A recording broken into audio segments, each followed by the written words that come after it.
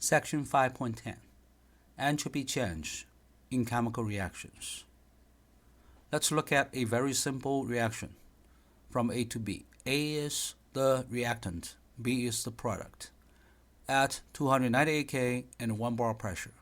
And this means actually both A and B are in their standard states. So the partial pressure of A and B are both 1 bar. In that case, we just need to look up the entropy of B in the standard state, the entropy of A in the standard state, and then product minus reactant is the standard entropy change of this reaction. So if we know this number at 298 K, how can we get the entropy change at a different temperature, for example 500 K? Well, in this case, we can break this reaction at 500 K down into 3 steps. The first step, we change the temperature of A to the room temperature, and then we allow the reaction to proceed from A to B at the room temperature because we know the information about this step. Finally, we change the temperature of B from the room temperature to the target temperature. We have to design this whole process in 3 steps, all under 1 bar pressure, or in the standard state.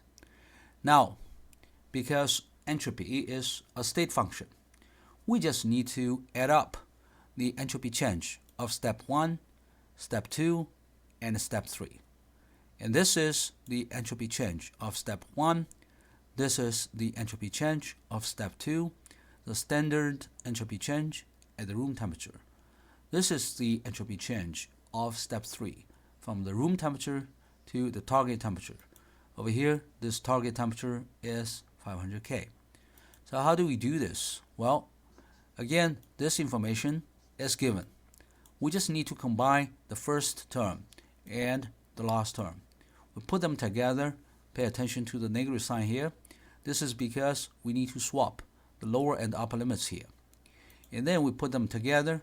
We know the definition of ds is dq over t for a reversible process.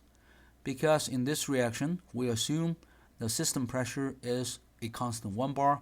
So that's why we can ds is dq reversible over t. Again, in this case, we assume this is a reversible process. P external is equal to P. And then this dq is simply Cp dt. So we have Cp dt of B minus Cp dt of A. Of course, we can combine these two, except that there's a negative sign in front of the reactant. And this is simply the change of the CPM. So we put this delta CPM here. Delta CPM denotes the change of CPM. This is the CPM of the products minus the CPM of the reactants. Well, now everything is simpler. What you need to do is you simply calculate the total CPM of the products, the total CPM of the reactants. Take the difference so that you have this value here, plug it in, and then you integrate this delta CPM dt over t.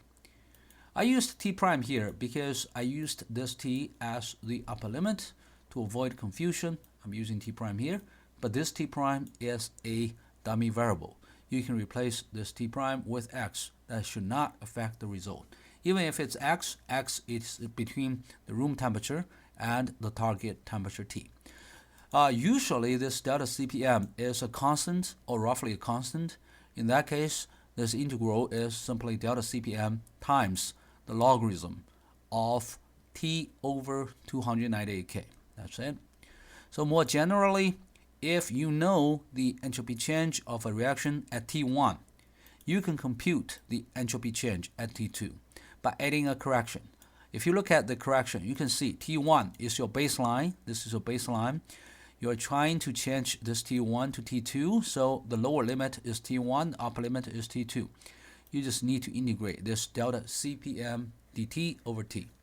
I hope this equation rings a bell to you because there's a similar equation for the temperature dependence of the enthalpy of reaction. So this is entropy of reaction, this is enthalpy of reaction. And look at these two equations.